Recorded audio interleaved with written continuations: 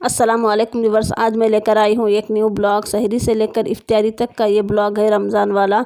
तो पहली सहरी में मैं जो भी करने वाली हूँ आपके साथ शेयर कर रही हूँ। तो यहाँ पर मैंने सारी की सारी तरकारी मंगा ली है। हमारे यहाँ पर बार बार तरकारी नहीं मिलती है, मुझे 8 दिन तक तरकारी को स्टोर करके रखना है। तो मैंने यहाँ पर सारी की सारी अलग अलग तरह की तरकारी मंगा ली है। थोड़े से बीन्स, थोड़ी सी मटकी की फलियाँ और लीमू, प्याज, टमाटर, नारियल और हरा धनिया, पुदीना और मेथी की भाजी, ये सब मुझे 8 दिन तक स्टोर करके रखना है। तो मैंने कैरेट और आलू और पत्ता गोभी को भी मंगा लिया है। मैंने 8 दिन की तरकारी मंगाई हुई है। तो अलग अलग तरह के हमें इफ्तारी में चाकने, सहरी में अलग चाकने बनाने पड़ते हैं। तो जितने मुझे चाहिए उतना मैंने मंगा लिया है। इसे अच्छी तरह से क्लीन करके मैं पुदीना और हरा धनिया को, भाजी को और सारी की सारी तरकारी को अच्छी तरह से क्लीन करके फ्रिज में कवर डालकर रख लूँगी। तो अलग अलग वेजिटेबल के लिए अलग अलग मैं कवर में रख लेती हूँ। तो अच्छी तरह से 8 दिन तक ये अच्छी तरह से स्टोर हो जाते हैं।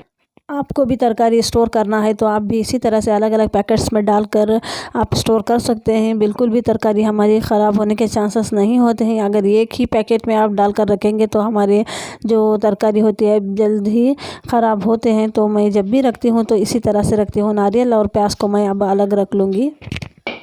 तो मैं आलू भी फ्रिज में ही रखती हूँ और ना इसमें मोड़ आ जाते हैं 8 दिन तक। तो सारे के सारे मैंने तरकारी रख लिए हैं। मुझे सहरी के लिए दाल चाहिए थी तो मैंने दाल धोकर प्याज, टमाटर और हल्दी पाउडर, मिर्च पाउडर और धनिया पत्ता, थोड़ा सा ऑयल डालकर कुकर में चढ़ा लिया है। मुझे एक राइस चाहिए था, वाइट राइस खाना, उसे भी मैंने चढ़ा लिया है।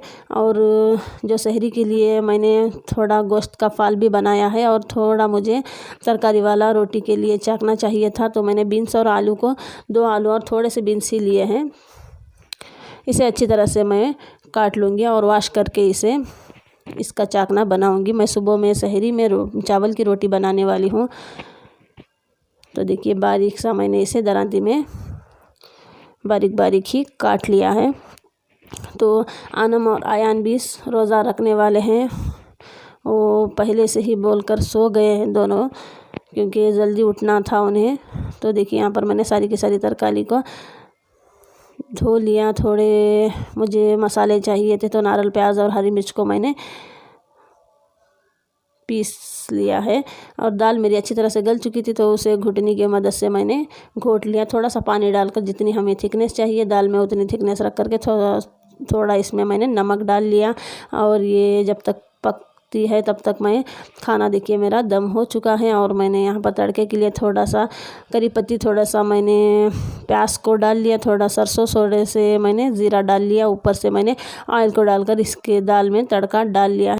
सहरी का टाइम हो चुका था तो आनम ने कहा कि मुझे रोज़ा रखना है। उसने कभी भी रोज़ा नहीं रखा, पहली बार वो रोज़ा रख रही है। तो मैंने उसे उठाया तो उसने एक ही आवाज़ में आनम उठकर बैठ गई। अभी भी उसकी नींद पूरी नहीं हुई थी तो उसने ब्रश किया और देखिए यहाँ पर ब्रश को फेंक दिया साइड में। आयान उठने वाला है थोड़ी देर के बाद।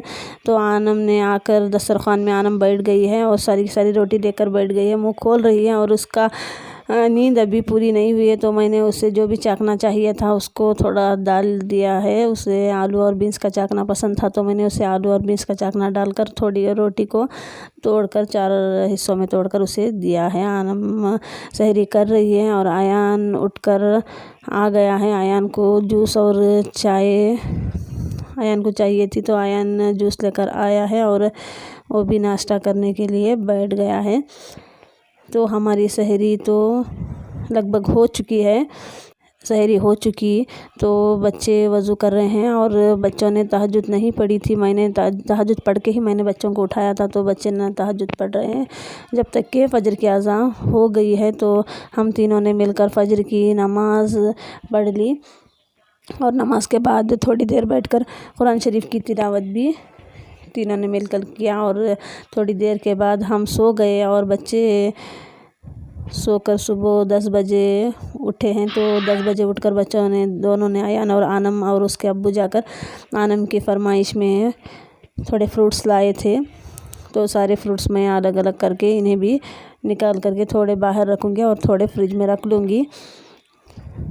तो आयान को गंजम का जूस चाहिए और आनम को ऑरेंज जूस चाहिए था, तो मैंने आनम के लिए ऑरेंज जूस बना लिया और अयान के लिए गंजम का जूस बना रही हूँ। तो बच्चों की फरमाइश में ही हमें अलग अलग से जूस बनाने पड़ते हैं। तो देखिए यहाँ पर मैंने गंजम को निकाल लिया और इसे मिक्सर जार में डाल लूँगी, बड़े वाले जार में। थोड़ा सा मैं यहाँ पर जार में चीनी और एक इलायची को डालकर मैंने पीस लिया है।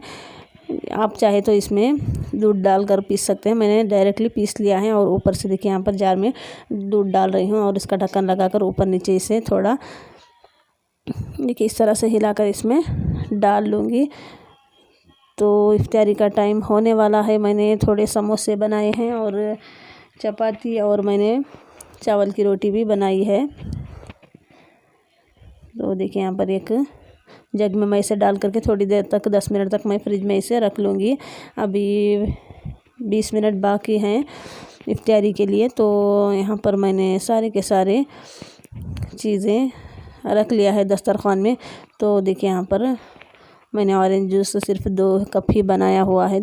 सारे के सारे फ्रूट्स भी मैंने रख लिए हैं, बच्चों को जो भी पसंद है बच्चे खा लेंगे। तो यहाँ पर बच्चे आइस लेकर आए थे, बच्चों को जो जो भी पसंद है बच्चे लेकर साइड में रख चुके हैं, क्योंकि सुबह से ही वो तैयारी कर रहे हैं कि इफ्तारी में मैं ये खाऊंगा, मैं ये खाऊंगी।